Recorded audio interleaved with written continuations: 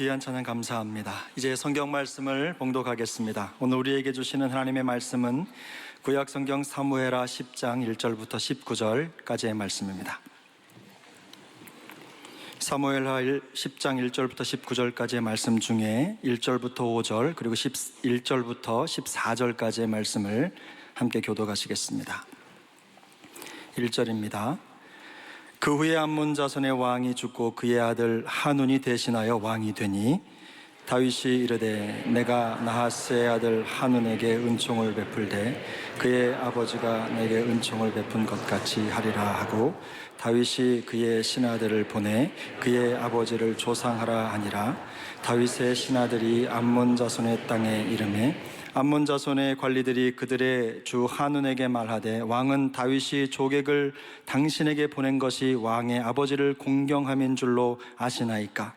다윗이 그의 신하들을 당신에게 보내 이 성을 엿보고 탐지하여 함락시키고자 함이 아니니까 하니 이에 하눈이 다윗의 신하들을 잡아 그들의 수염 절반을 깎고 그들의 의복의 중동 볼기까지 자르고 돌려보내매 사람들이 이 일을 다윗에게 알리니라. 그 사람들이 크게 부끄러워하므로 왕이 그들을 맞으러 보내 이르기를 너희는 수염이 자라기까지 여리고에서 머물다가 돌아오라 하니라. 11절입니다. 이르되 만일 아람 사람이 나보다 강하면 내가 나를 돕고 만일 암몬 사람 나보다 강하면 내가 가서 너를 도우리라. 너는 담대하라. 우리가 우리 백성과 우리 하나님의 성읍들을 위하여 담대히 하자. 여호와께서 선히 여기시는 대로 행하시기를 원하노라 하고 요압과 그와 함께한 백성이 아람 사람을 대항하여 싸우려고 나아가니 그들이 그 앞에서 함께 읽습니다. 암몬 자손은 아람 사람이 동항함을 보고 그들도 아비새 앞에서 도망하여 성읍으로 들어간지라. 요압이 암몬 자손을 떠나 예루살렘으로 돌아가니라. 아멘. 한 주간 동안 하나님께서 특세의 은혜와 본뼈와 소나기를 통하여 온 성도들의 꼭 필요한 말씀을 주신 것 찬양 올려드립니다. 어떤 권사님이 이번 특세를 통하여 이런 고백을 했습니다. 한치의 오차도 없이 매일 부어주시는 크고 놀라운 맞춤의 은혜를 통하여 스폰지에 물이 스며들듯이 마음판에 새겨져서 영적 지각 변동이 일어났습니다. 그랬어요. 다른 때는 그냥 택시 기사들이나 그 예수 안 믿는 버스 기사들 이런 분들이 그냥 밖에 있다가 뭐 이렇게 했는데 이번에는 택시 기사, 버스 기사들도 들어와서 은혜 받은 분들이 계세요.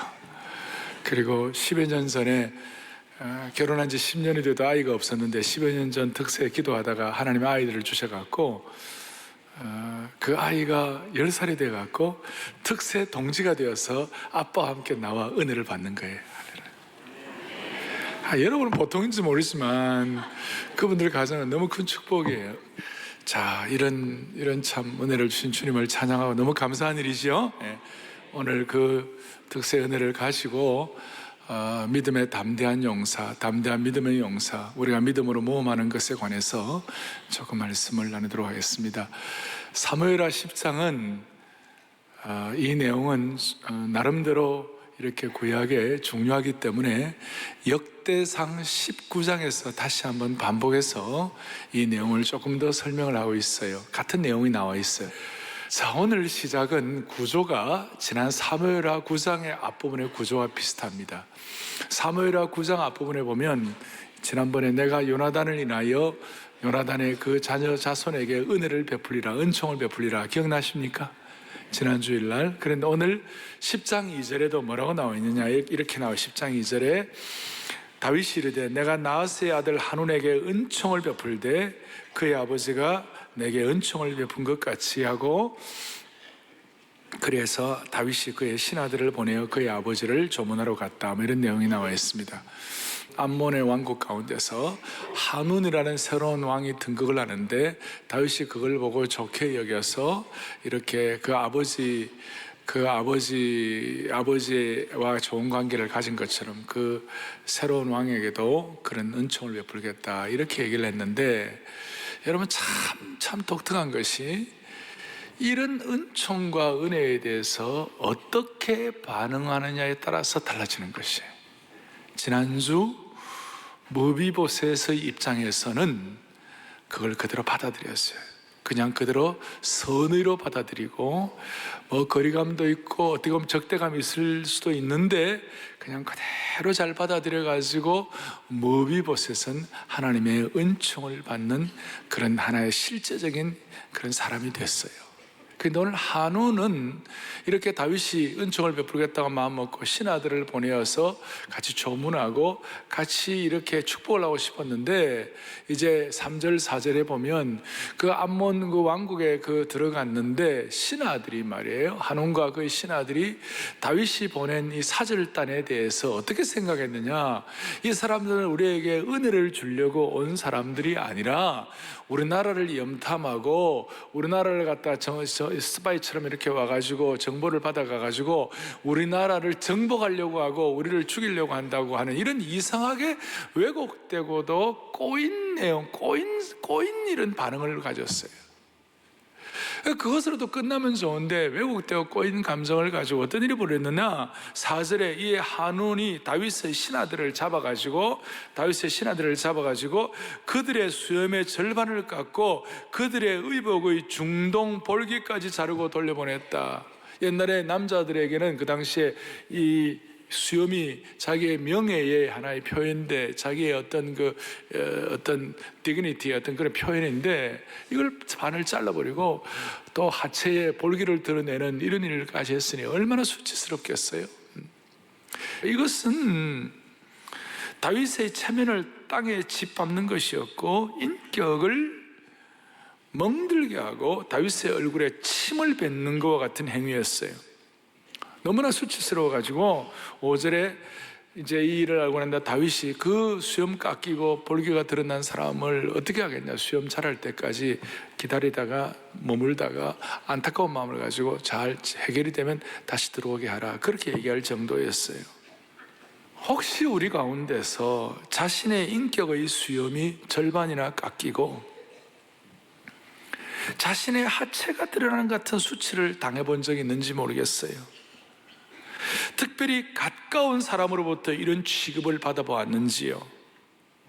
나는 진심으로 대했는데 고소장을 받은 적이 있는지요? 잘 대해줬는데도 수치를 받은 적이 있는지요? 우리 주위에는 이 선을 악으로 갚는 사람들이 있을 수 있어요. 과거에 나발이 그랬어요. 제가 나발 아비가일 설교도 했잖아요. 다윗의 선의를 악으로 받아들였죠. 심지어 사울왕 같은 경우도 마찬가지예요.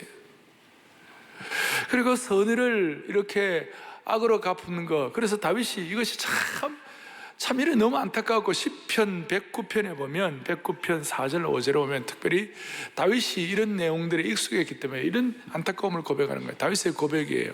나는 사랑하나 그들은 도리어 나를 대적하니 나는 기도할 뿐이라. 5절 다 같이 보죠.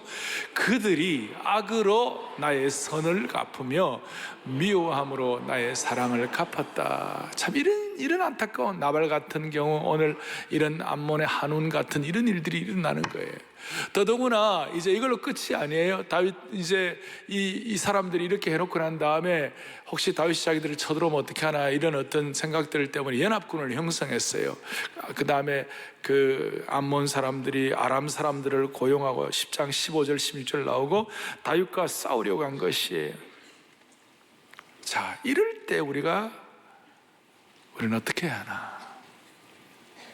수치를 주고 모욕을 하고 연합군을 만들어서 공격을 하고 죽이려고 할 때 어떻게 해야 하나? 다른 길이 있어요, 여러분? 첫 번째는 은총을 경멸할 때, 두 번째는 이럴 때 우리가 다른 길이 없어요. 다윗과 함께 다윗과 함께 용사였던 요압이라는 장군이 있어요. 강력한 요압이라는 용사였어요. 그 요압 동생이 아비새라는 담대한 용사가 있었어요. 물론 요압이 나중에 말년에 조금 문제가 있긴 했지만 그래도 이때는 강력한 장군이었어요. 담대한 믿음의 용사였어요. 어떻게 해결하느냐? 담대한 믿음의 용사를 가지고 해결하는데, 다윗이 그렇게 준비를 하고, 그리고 실제적으로 오늘 요압과 아비새를 통하여 받는 우리 교훈이 있어요. 오늘 요압과 아비새, 특별히 요압이 말한 사무엘하 10장 12절 이럴 때 요압과 용사의 온 무리를 보내었을 때 요압이 자기와 맞서는 이런 그 암몬과 아람의 대군 연합군들을 보면서 12절 뭐라고 되어 있어요? 뭐라고? 너는 뭐 하라고요? 담대하라. 우리가 우리 백성과 우리 하나님의 성읍들을 위하여 담대히 하자. 여호와께서 선히 여기시는 대로 행하시기를 원하노라 그랬어요. 오늘 우리가 가져야 할 수많은 우리의 삶의 우여곡절이 일어나는 이런 상황 가운데서 우리가 감당해야 할 중요한 몫이 뭐냐? 너는 담대하라. 이 요압의 이 권면을 우리의 귀에 쌩쌩하게 들어야 돼요. 우리 백성과 우리 하나님의 성읍들을 위하여 담대히 하라. 담대히 하라. 담대히 하라. 그리고 이 담대함을 가지고 이런 상황을 이겨내는데, 사사기나 오늘 사무엘상하나 역대기에 보면 이 담대한 사람들, 특별히 사무엘하 23장 뒤에 사무엘하 23장에 나오는데 다윗과 함께하는 강력한 믿음의 용사들이 있었어요. 엘르아살이라는 용사가 있었어요. 이 엘르아살은 나중에 블레셋 사람들과 싸우려고 하는데 너무나 많은 사람들이 들어와가지고 이스라엘 사람들이 다 도망가 버리고 엘르아살은 혼자 남았어요. 그런데 혼자서, 과거에 조자룡이가 막 혼자서 막 하듯이 있잖아요. 막 그렇게 하고 삼마라는 사람이 있었어요. 삼마라는 사람은 블레셋 사람들이 때를 지어 녹두나무가 가득한 밭에 모였어 가지고 그렇게 공격하는 이스라엘 백성들이 다 도망갔는데 삼마 혼자서 남아가지고 블레셋과 싸웠어요. 이겼어요. 일당천 일당만의 사람들이 되었다는 것입니다. 그래서 오늘 우리가 기억할 것은, 하나님은 하나님의 담대한 용사들을 세워서 하나님이 일하신다 그거예요. 그리고 그 결과는 오늘 보니까 뒤에 나오죠. 어떤 일이 일어났나요? 하나님이 승리를 주셨는데 14절에 보니까 그를 치려고 모였던 많은 나라의 연합군대가 전부 도망을 가버렸고, 나중에 다윗은 17절과 18절에 오면 다윗이 아람 사람 기마병 4만 명과 병거 700대를 다 처리하고 그 적군들을 다 죽였다는 이런 승리를 가진 내용들이 나와 있습니다. 오늘 저는 이 말씀을 이제 이렇게 여러분들에게 나누면서 제 마음에 생겼던 기도 제목과 소원은 이것이었어요. 하나님 아버지, 하나님의 백성과 하나님의 성읍들을 위한 하나님의 용사들을 허락하여 주시옵소서. 그리고 이 용사들의 필수 요건은 영적인 담대함이라는 것입니다. 우리 교회 용어로 말하면 영적인 기백이라는 것이에요. 영적인 기백이다. 그런데 이 영적인 기백이 있어야 하는데도 불구하고 어떤 신앙인들은 기백이 없고 어떤 신앙인들은 제풀에 지쳐가지고 힘들어하는 분들이 있어요. 사랑하는 영적 가족 여러분, 하나님과 하나님의 백성과 하나님의 성읍들을 위하여 우리가 만약에 이런 기백들을 갖지 못하고 담대하지 못할 때에, 두려워 떨 때에 하나님이 기뻐하지 않는 거예요. 그건 나 혼자로 끝나는 거 아니에요. 하나님의 백성들이 담대히 기백을 가져야 할 때 기백을 갖지 못하고 두려워 떨게 되면 무슨 일이 벌어지는가? 신명기 20장 8절 같은 일들이 벌어지는 거예요. 보시겠습니다. 두려워서 마음이 허약한 자가 있느냐? 그는 집으로 돌아갈지니 그의 형제들의 마음도 그의 마음과 같이. 보세요. 내가 두려워서 마음이 허약해가지고 떨고 그렇게 할 때에 자기만 죽는 것이 아니라 그의 형제들의 마음까지도 같이 낙심시키는 것이에요. 과거에 12정탐꾼을 갖다가 보냈을 때 그들이 돌아와서 10정탐꾼이 보고할 때에 자기들의 그 두려움과 자기들의 낙심과 자기의 어떤 그 메뚜기 의식이 무슨 일이 벌어졌나요? 이스라엘 백성 전체에게 영향을 끼쳐가지고 모두가 다 마음이 물처럼 녹았고 낙심하고 그랬잖아요. 그래서 우리는 남들을 낙심케 하는 영향을 주는 사람들이 아니라 하나님께서 우리 모두에게 강력한 믿음의 담대함을 가지고 믿음의 용사들로 삼아주시기를 바라는 것입니다. 저는 이번에 감사한 것은 이번 특별 새벽 부흥회를 통하여 하나님께서 우리에게 어떤 축복을 하셨는가, 수많은 성도들이 영적인 기백을 갖게 된 것입니다. 영적인 기백을 갖게 됐어요. 하나님의 사람들에게도 두려움이 있지만 그 두려움을 믿음의 기도로 승화시킬 때 하나님은 담대한 기백을 주신다는 것이에요. 그럼 어떻게 하면 그렇게 될 수 있는, 어떻게 하면 담대한 믿음의 용사가 될 수가 있겠는가? 그래서 담대한 믿음의 용사와 아비새와 같이 담대한 믿음의 용사가 되는 교훈들을 받겠어요. 첫째, 어떻게 하면 될 수 있겠는가? 11절을 보겠습니다. 11절을 보겠습니다. 사무엘하 10장 11절을 보겠습니다. 같이 보죠. 만일 아람 사람이 나보다 강하면 너가 나를 도와달라 그랬어요. 여러분, 이 얘기는 요압의 입장에서는 쉽게 하기 힘든 얘기. 요압은 강력한 상승 장군이었어요. 군대 장관이었고 강력했어요. 정말 강한 사람이었어요. 그런데 요압은요, 혼자서 다 이길 수 있다고 생각할 만큼 어리석지가 않았어요. 자기의 부족함을 인식했어요. 내 아우 아비새야, 나는 모든 전쟁에서 승리할 만큼 그런 강하고 대단한 사람은 아니야. 나는 부족할 수가 있어. 그러니까 내가 너에게 필요한 것을 도움을 요청한다 그랬어요. 그 도움을 요청하는 이런 마음의 자세는 일단 요압같이 강력한 장군이 쉽게 할 수 있는 일은 아니었지만 겸손의 태도에서 나온 것이에요.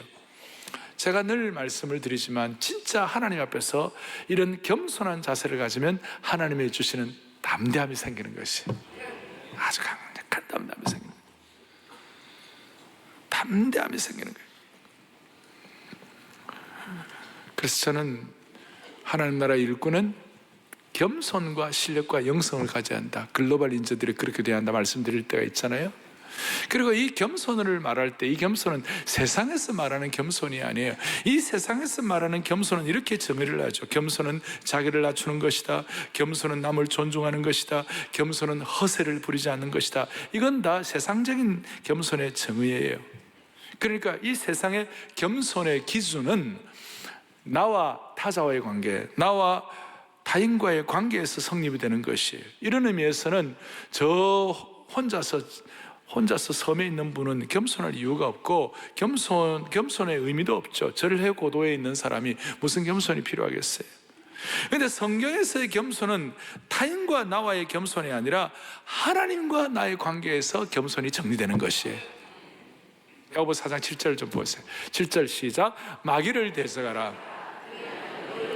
무슨 말인가 하면 진짜 겸손하면 영적 전쟁과 마귀를 대적할 수 있는 힘을 주신다는 것이에요. 그리고 진짜 겸손이 뭐냐? 10절, 야고보 4장 10절을 다 같이 또박또박 보겠습니다. 주 앞에서 낮추라. 그리하면 주께서 너희를, 겸손은 뭐냐? 주님 앞에서 자신을 낮추는 것이에요. 주님 앞에 자신을 낮추면 주님이 높여주시는 것이고, 이 주님 앞에서의 겸손은 마귀를 대적할 수 있는 영권을 갖는다는 것이에요. 그러니까 겸손이라는 것은 하나님 앞에서 자신을 낮추는 것이고, 한마디로 하나님을 두려워하고 경외하는 것이라고 말할 수 있습니다. 성경의 겸손은 하나님을 두려워하는 거예요. 그러니까 우리가 하나님 앞에서 자신을 낮춘다는 것은 하나님을 두려워하고 경외하는 것이고, 여러분 이렇게 말할 수 있습니다. 하나님을 진심으로 두려워하면 사람을 두려워하지 않을 수가 있는 것이에요. 그러니까 이런 겸손이 있을 때 우리 옛날 어른들이 말하는 대로 하나님 앞에서 자신을 낮추고 하나님 앞에서 하나님 앞에 참된 겸손을 가지면, 하나님 앞에서 기도의 손을 비비면 사람들 앞에서 아쉬운 손을 비비지 않는다. 하나님 앞에서 진짜 겸손하면 사람들에게 아쉬운 소리 하지 않는다. 이거 조금 더 들어가면 하나님 앞에서 겸손하고 하나님 앞에 겸손으로 모장되면 강력한 마귀의 세력을 이길 수가 있는 것이다. 이 세상의 악한 영의 세력을 이길 수가 있는 것이다. 무슨 점 잘 친다는 사람, 영매에 빠진 사람, 어떤 귀신이 내린 사람, 무슨 신이 내린 사람, 그 다음에 무슨 대단한 어떤 투시하는 이런 모든 사람들도 강력하게 이길 수가 있는 것이다. 제가 어느 용인의 민속촌을 갔는데요, 어디 좀 이게 길로 가는데 마침 가는 그 옆에 보니까 점집이 있어요. 점집, 민속촌에. 그리고 그 당시에 그때 아주 한국에서 용하고 아주 강력한 신이 내렸다는 그 점쟁이가 탁 버티고 있는데 사람들이 막 줄 서가 있더라고요. 제가 마침 어떻게 제가 일부러 간 건 아닌데 가다가 마침 마주쳤는데 그 점쟁이가 막 도사처럼 앉아 있더라. 다 앉아 있는데 내가 눈을 딱 딱 보니까요 싹 피하더라고 저를. 다시 얘기할게요. 내가 눈을 싹 하니까 싹 피하더라고. 그냥 내가 뭘 말하려고 하는 거야? 무슨 내가 능력 있고 이런 것이 아니라 내가 하나님 두려워하고 하나님의 사람인데 세상에 영매 신내린 사람 용한 점쟁이 무슨 무당 두려워할 게 뭐가 있느냐 이 말이에요. 그런데 여기 노년 역삼 용한 점쟁이 백운학 이런 데 가가지고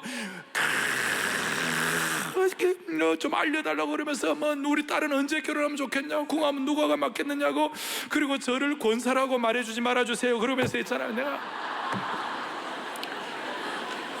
여러분 이런 일들이 오늘 우리 주위에 정말 비일비재한 거예요.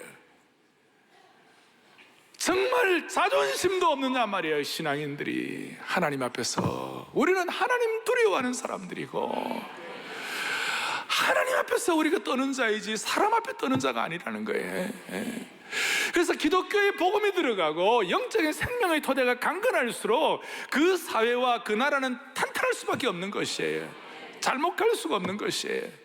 오늘 이 예배만 하더라도 수천의 사람들이 예배를 드리는데 여러분 오늘 본당과 별관과 안성 제천 여러 군데서 같이 예배 드리고 또 인터넷으로 방송으로 들어오는 모든 분들 한번 생각해 보시자고요. 우리만 하나님 두려워하고 탄탄히 서 있으면 이 민족과 이 사회가 바로 갈 수밖에 없는 것이에요.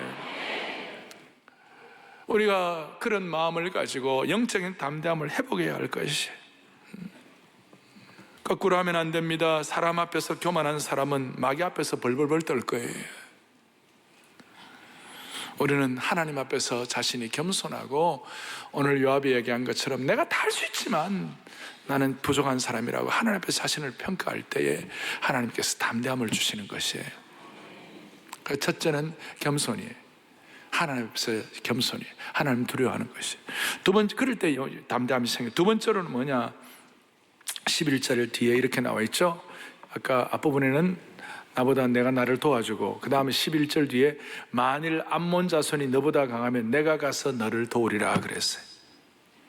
내가 가서 너를 도우리라. 뭐예요? 서로 협력하는 것이 팀워크에 팀 협력이에요. 팀 스피릿이 서로 돕는 거예요. 오늘 우리 공동체와 우리나라를 무너뜨리는 가장 강력한 악한 마귀의 세력, 마귀의 어떤 시험이 뭐냐? 분열의 영이에요. 요새 가족끼리 어려워지고 공동체가 어려워지고 나라가 막 분열의 영이 만다면 안 되는 거예요, 여러분. 서로 비교하지 말고 예수 그리스도는 우리를 분열의 영이 아니라 하나 되게 하시는 영인 줄 믿으셔야 되는 거예요. 지금 한국의 상황은 서로 헐뜯고 돌덜질 시기가 아니에요. 서로 지금 팀워크를 가지고 도와야 할 시기예요. 이 카이로스의 시점에는 하나님의 때가 왔는데 복음적 평화통일에서 우리가 지금 한 거 하나, 지금 우리가 여러 가지 서로 어떤 생각이 다 다른 거 있습니다만은 제가 여기에 자세하게 말씀드릴 수는 없고 한 가지는 분명한 거예요. 지금 서로 도와야 할 시기예요. 분열의 영이 임해야 할 시기가 아니에요. 그래야 우리에게 담대함이 생기는 것이에요. 세 번째로는 12절을 다시 보겠습니다. 12절 뭐라고 나오냐면 이렇게 나와 있습니다. 10장 12절. 너는 담대하라. 담대하라. 왜 담대해야 되는가? 우리 백성과 우리 하나님의 성읍들을 위하여 담대하라 그랬어요. 그러면 무엇이 우리를 하여금 담대하게 하는가? 우리가 수치가 있고 고통이 있고 온갖 어려움이 있는다 할지라도 우리가 뭘 우리를 하여금 담대히 만들어 줄 것인가? 그 담대함은 바로 믿음의 분명한 목표가 있어야 되는 거예요.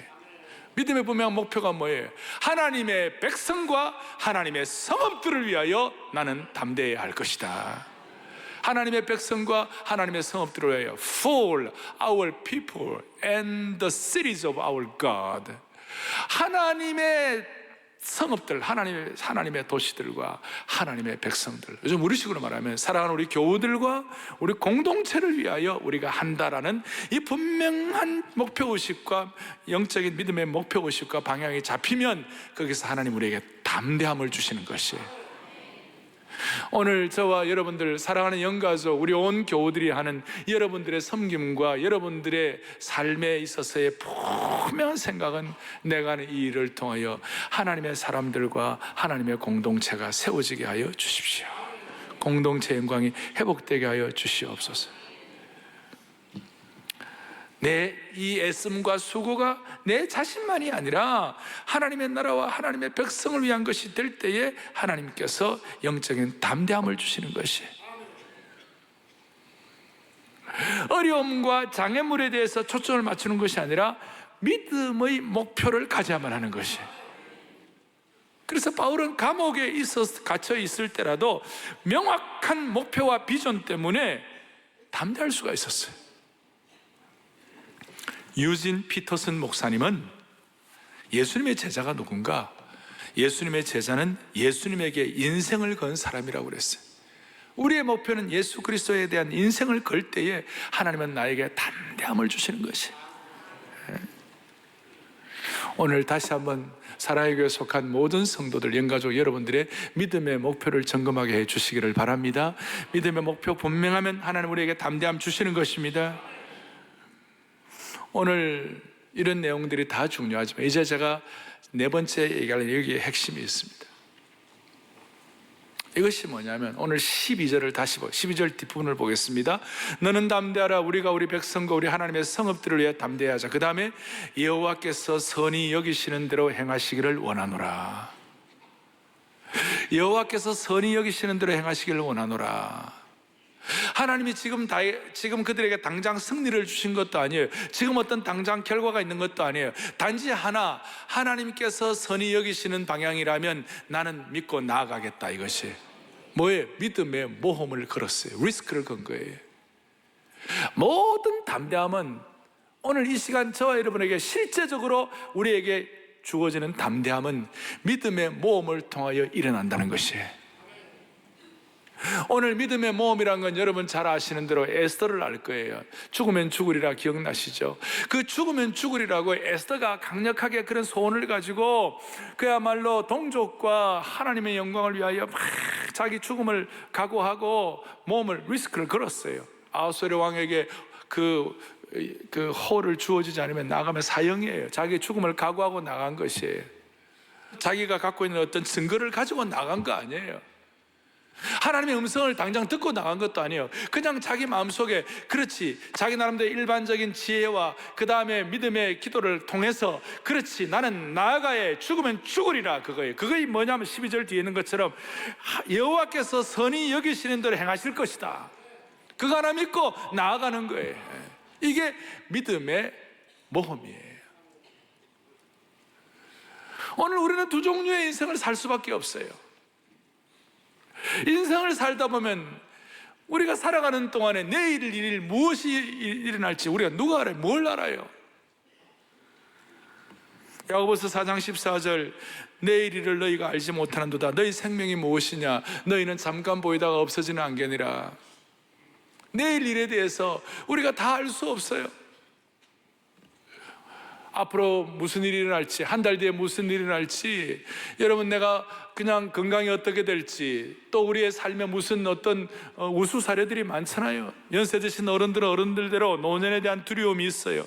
고독사에 대해서, 노년뿐입니까? 청년들도 미래에 대한 두려움이 있어요. 이런 불안에 대해서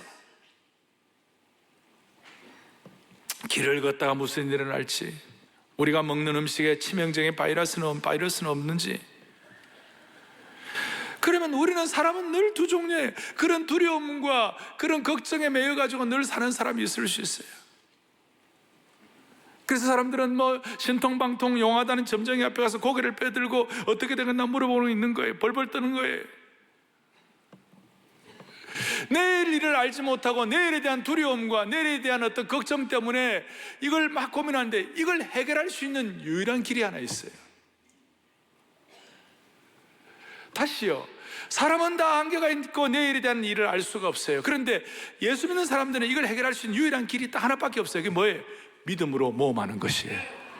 여러분의 걱정과 두려움과 우수사례와 온갖 인생의 짐들을 어떻게 해결하겠어요? 그거 여러분 무슨 힘으로 해결할 수 있어요? 방법이 없는 거예요.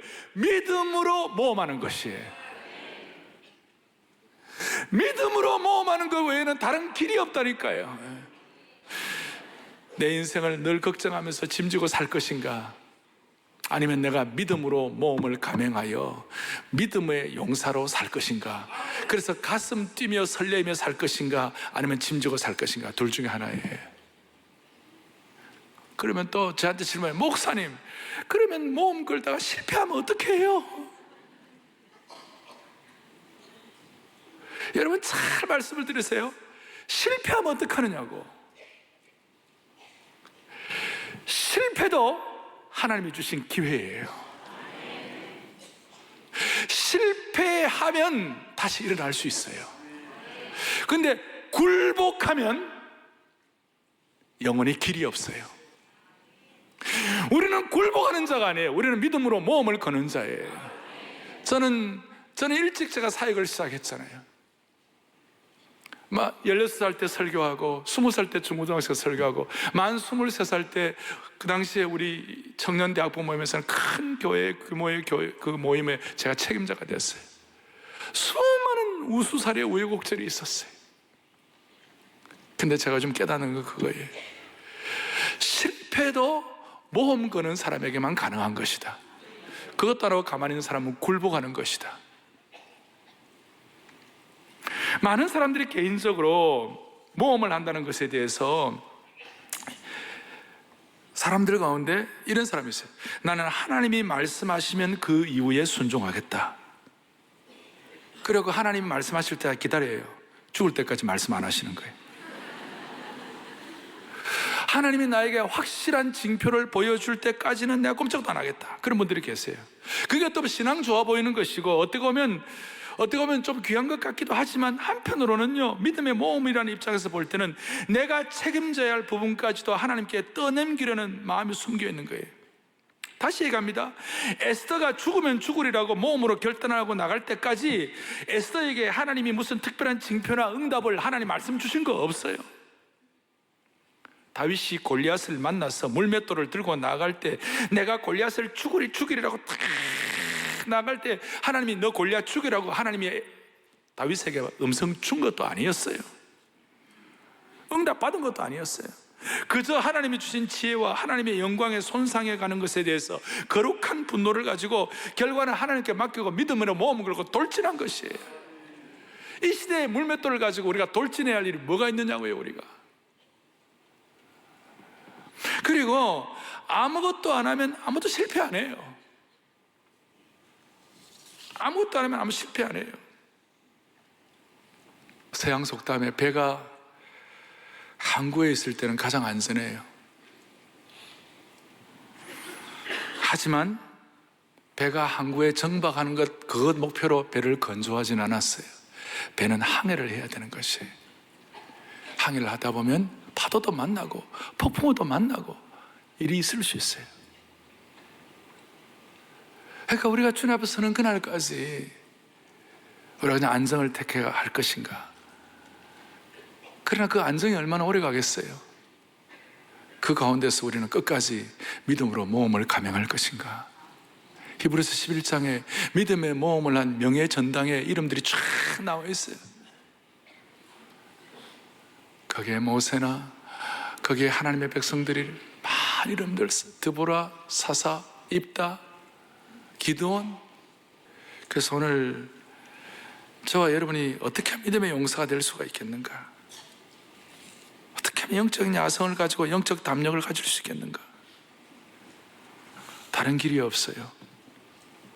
둘 중에 하나를 선택해야 되는 것이, 앞으로 일어날 여러 가지 장래 일어날 것에 두려움에 떨면서 날마다 그렇게 그냥 내 혼자 아등바등하고 살 것인가?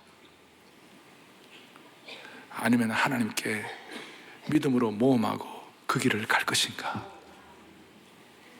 실패하면 어떡하나? 다시요. 실패도 믿음으로 모험하는 자에게 주시는 권리예요. 실패해도 다시 일어설 수가 있어요. 그런데 모험도 안 하고 여러분 굴복하면요, 영원히 일어나지 못해요. 나는 오늘 특별히 젊은이들에게 이 말씀을 드리고 싶어요. 더 마음이 젊은 어른들에게도 이 말씀을 드리고 싶어요. 사랑의 교회도 이때를 위하여 세워진 줄로 믿습니다. 40년 동안 축복과 은혜를 부어주신 이유는 하나님의 시간, 하나님의 카이로스에 우리의 믿음의 모험을 걸도록 그렇게 하나님이 원하시는 것 같아요. 그리고 앞으로 40년은 믿음의 모험을 가지고 가슴 뛰고 익사이팅하고 스릴이 넘치는 그런 역사가 되기를 원하는 것입니다. 믿음으로 모험한다고 해서 다 성공이 약속되는 게 아니에요. 예를 들어 세리요한은 믿음으로 목숨 걸고 직언했는데 참수당했어요. 바울도 처형당했어요. 성령님의 은혜로 수많은 사람들이 중국과 아프리카와 한국에 옛날에 선교사로 왔는데 그들의 젊은 선교사들의 믿음이 얼마나 많은지 몰라요. 그런데 하나님께서 믿음으로 모험하도록 우리 앞에 수많은 선진들의 예를 주셨어요. 믿음으로 모험하는 거룩한 모험의 예가 있어요. 아브라함이 그랬어요. 아브라함은 우리의 믿음의 조상이요 우리 신앙의 표본이에요. 아브라함은 믿음으로 모험을 감행하는 어떤 DNA, 유전인자를 아브라함의 후예들에게 다 주신 것 같아요. 갈 바를 알지 못하고 나갔어요. 갈 바를 알지 못하고 나갔다. 믿음으로 모험했다, 그 뜻이. 그래서 아브라함의 DNA가 있는 사람들은 이 갈 바를 알지 못하는 믿음의 모험을 거는 거예요. 리스크를 거는 거예요. 아브라함이 그 모험을 감행함으로 말미암아 하나님의 나라 역사를 새롭게 썼어요. 그런데 우리는 이런 믿음의 모험을 감행하면 아브라함처럼 하나님의 나라 역사를 새롭게 쓰지는 못할지라도 적어도 내 가정의 역사는 바꿀 수가 있는 것이에요. 내 개인과 가정의 역사는 바꿀 수가 있는 것이에요. 제자훈련을 통하여, 특세를 통하여 한 사람이 변화되었을 때에 어떻게 되는 거예요? 시어머님이 바뀌고 남편이 변화되고 딸들이 변화되어 가지고 같이 이 특세에 참여해 가지고 그 반대하던 분들이 옆에 남편이 같이 와가지고 같이 울고 있는 거예요. 강력한 믿음의 용사예요. 믿음의 모험은 리스크가 있죠. 그래서 사람들이 쉽사리 모험을 안 하려고 해요. 그렇지만 우리는 이번 특세에도 우리가 했습니다만 우리는 신앙이란 것은 보이는 대로 믿는 것이 아니라 뭐예요? 믿음의 모험을 통하여, 그 다음 뭐예요? 믿음을 통하여 보는 것이라고 했어요. 예수님의 사역도 모험의 사역이었어요. 호주 선교학자 마이클 프로스트는 예수님의 공생의 사역은 모험으로 시작하고 모험으로 마쳤다고 해요. 주님의 그 모험으로 했던 그 사역을 우리가 이어나가야 할 책임이 있는 것이에요. 그리고 이런 믿음의 모험은 거룩한 용기가 없이는 감행될 수가 없어요. C.S. 루이스 같은 신앙 선배는 용기가 모든 신앙의 미덕들 가운데 최고라고 했어요. 오늘 다시 한번 이때를 위하여 믿음의 모험을 감행하기를 바랍니다. 제가 토요일 전 새벽 예배 때 한번 말씀드린 것 같은데 니시마조라는 일본 하급 무사가 있었어요. 자기는 자기 젊음과 인생에 대해서 늘 고민했어요. 21살 때 그 당시 일본의 막부 사회는 해외 여행을 인정하지 아니하고 비자도 안 줬어요. 그러니까 미국 선박을 타고 밀항을 했어요. 어디로 밀항을 했냐? 보스턴으로 밀항을 했어요. 보스턴에 밀항을 해가지고 거기서 참 내가 어떻게 살아야 하나. 그런데 어쩌지 연결이 돼가지고 보스턴의 필립스 아카데미라고 들어보셨습니까? 아주 그 대단한 고등학교가 있는데 21살짜리가 다시 고등학생이 됐어요. 그리고 대학은 엠허스트 칼리지라고 그 공부를 열심히 했어요. 그리고 앤더버 신학대학이라고 나중에 하버드 대학 신과대학이 되는데 그러니까 아주 좋은 교육을 받죠. 한 11년 동안. 그런데 하나님께서 그에게 믿음의 모험을 하겠다는 마음을 주셔가지고 교회를 다니면서 펀드레이징을 해가지고 그 당시로서는 큰 돈인 5,000불을 모았어요. 5천 달러를. 그리고 다시 믿음의 모험을 가지고 일본 자기 고향으로 들어갔는데 지금 교토, 도쿄가 아니고 교토에 가가지고 대학을 세웠어요. 대학 세워 처음에 영어와 신학을 가르쳤어요. 그 학교 이름이 도시샤 동지사 대학이에요. 그 동지사 대학은 일본의 3대 사립대학 안에 들어갈 정도예요. 거기 우리 윤동주 시인이 동지사에서 공부를 했고 정지용 시인이 도시사에서 공부를 했어요. 지금도 그 학교의 캠퍼스에 가면 거기에 윤동주, 정지용의 시비가 있어요. 그런데 제가 말씀드린 핵심은 이거예요. 니시마조의 핵심은 이거예요. 믿음으로 모험하라. 그래가지고 거기 캠퍼스 안에다가 믿음으로 모험하는 것에 대해 입지 딱 해가지고 서 있어요. 제가 사진까지 찍었어요. 믿음으로 모험하는 것을 뜻을 세우라. 오늘 이 시대의 아브라함, 이 시대의 니시마조를 찾습니다. 사랑의 교회는 믿음으로 모험하겠다고 이번 특세에 결단을 내렸습니다. 앞으로 사랑의 교회 교육은 단순히 아이들을 가르치고 이해시키고 어느 정도 이렇게 하는 교육 정도가 아니다. 앞으로 사랑의 교회 교육은 선교 정책으로 나아야 할 것이다. 선교가 무엇입니까? 선교는 하나님이 주시는 그 일에 대해서 목숨 걸고 믿음의 목표를 가지고 믿음의 모험을 통하여 자신을 던지는 사람만이 감당할 수 있는 것이 선교예요. 아이들에게 뭘 가르치고 뭘 전하고 뭘 이해시키는 정도가 아니라 이제는 생명을 걸고 강력한 선교가 되어가지고 다음 세대를 하나님의 믿음의 세대로 만들어야만 할 것이에요. 모험이냐 쇠퇴냐, 어제 새벽에도 했죠. 역사의 가장 중요한 커뮤니케이션의 대전환이 일어나는 시기마다 부흥이냐 쇠퇴냐가 결정되는 것이라고. 필사시대, 그 다음에 또 뭐예요? 그 다음에 인쇄매체 시대, 막 부흥이냐 쇠퇴냐. 그 다음 또 뭐예요? 영상시대, 부흥이냐 쇠퇴냐. 지금은 SNS 시대, 소셜 혁명 시대예요. 이 시대가 지금 부흥이냐 쇠퇴냐의 기로에 서 있는 것이에요. 우리가 믿음의 모험을 통하여 오늘 이 시대가 한국 복음주의 교회가 쇠퇴하는 것이 아니라 다시 한번 복음주의 교회가 부흥할 수 있도록 은혜 위에 은혜를 덧입혀 주시기를 바랍니다. 손을 다 펼치시기 바랍니다. 이번 특세 기간 동안에 우리가 주님의 말씀 선포될 때 땅과 하늘 진동한다고 그랬어요. 이거 믿음의 모험 있는 찬양이에요. 그래서 주님의 말씀 순종할 때 땅과 하늘 진동하리니, 믿음의 모험 감행할 때 땅과 하늘 진동하리니, 말씀을 마무리하면서 우리가 이 곡조 있는 기도를 통하여 결단을 하시면 좋겠어요. 주님의 말씀을 순종할 때 주님의 순종아 땅과 하늘 진동하리니,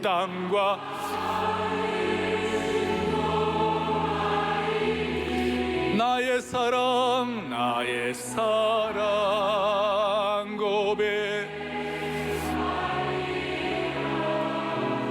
나의 구주, 나의 전부. 다시 한번 주님의 말씀, 주님의 말씀 순종아 땅과 하늘 진동하리니, 땅과 하늘 진동하리니, 나의 사랑 고백하리라. 나의 구주, 나의 말씀 생각하며 믿음의 모험 감행할 때에, 믿음의 모험 감행할 때에 땅과 하늘 진동하리니, 나의 사랑 고백하리라. 나의 구주, 나의 전부. 하나님 아버지, 오늘 이 말씀을 액면 그대로 주님이 주시는 말씀으로 알고 가감없이 받아들여 다시 한번 믿음으로 모험할 영적인 담대함을 가지고 시대를 변화시키는 거룩한 남녀 종들 되게 하여 주시옵소서. 우리의 생명 되시고 믿음 주시는 예수 그리스도를 받들어 간절히 기도 올리옵나이다. 아멘.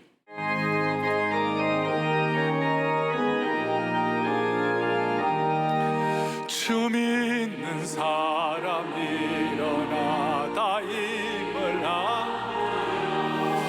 이 세상 모든 마귀를 다쳐서 멸하세. 저 앞에 오는 적군을 다 싸워 이겨라. 주 예수 믿는 힘으로 온 세상이 믿음이